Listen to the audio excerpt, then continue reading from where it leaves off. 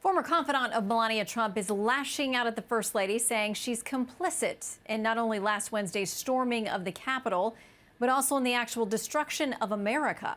Stephanie Winston Walkoff writing in the Daily Beast under the headline, quote, "There's blood on her hands." Let's bring in Democratic strategist Kevin Walling and Fox News contributor Jason Chaffetz to debate that theory in tonight's lightning round. Welcome back to you, gentlemen. Hey, Shannon, good to be with you.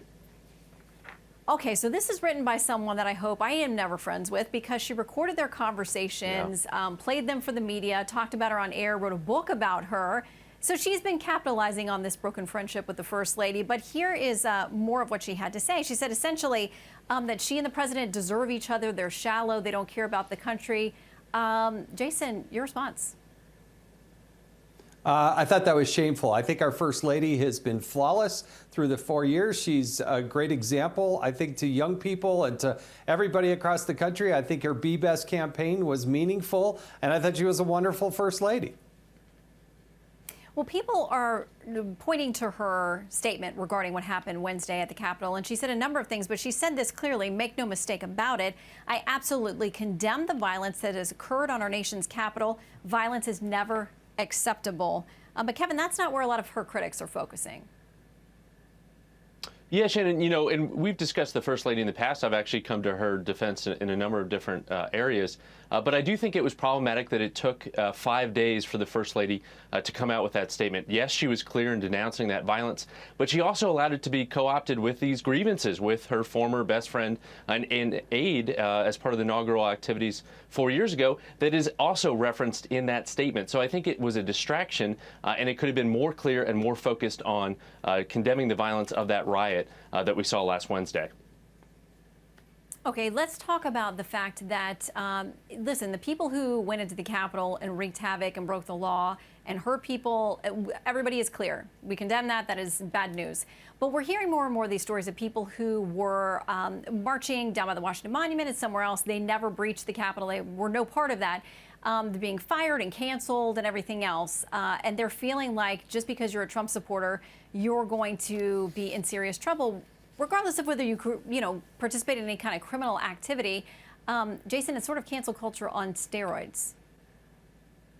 Yeah, look, there were 70+ million people who voted for Donald Trump. And there are some people that broke the law, that attacked law enforcement, that broke into the Capitol. Those people should be prosecuted and they should be punished. And I want them arrested, and I want them to serve long terms. Just as I did over the summer when there were people marching and rioting and protesting, but went too far at attacking law enforcement officers and doing those types of things. At least Republicans can look everybody in the eye and say, we've been consistent. Democrats were totally absent from that discussion over the summer. Kamala Harris, for goodness sake, was out there trying to bail people out of jail, get them back into the game as fast as they can.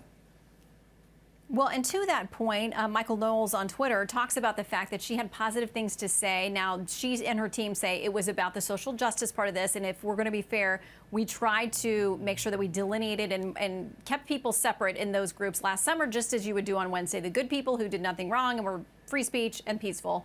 The same thing happened over the summer. There were bad actors who did bad things. People died. Places got burned down, and it was bad. So Michael Knowles tweets this: the Republican-controlled Senate should censure, or better yet, expel Kamala Harris for providing encouragement and material support to the violent BLM insurrectionists who burned police stations, government buildings, and businesses from coast to coast throughout 2020.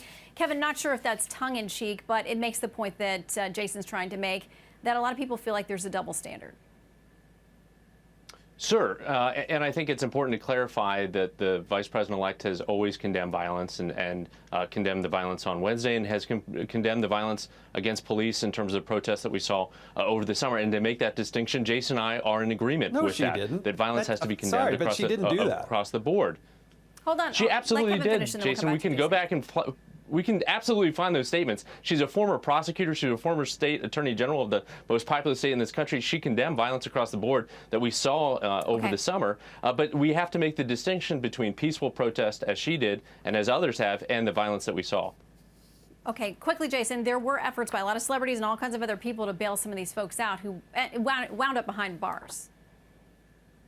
Yeah, she was bailing the people out that were arrested. And beyond that, Mike Lee introduced a resolution to try to condemn the violence. The Democrats in the Senate voted that down, wouldn't allow it. It was just a generic, the violence is bad resolution, and they voted it down. Kamala Harris has not called out Antifa. She has not called out the people who broke the law and attacked those police officers and propelled that violence in Portland. She did never do it.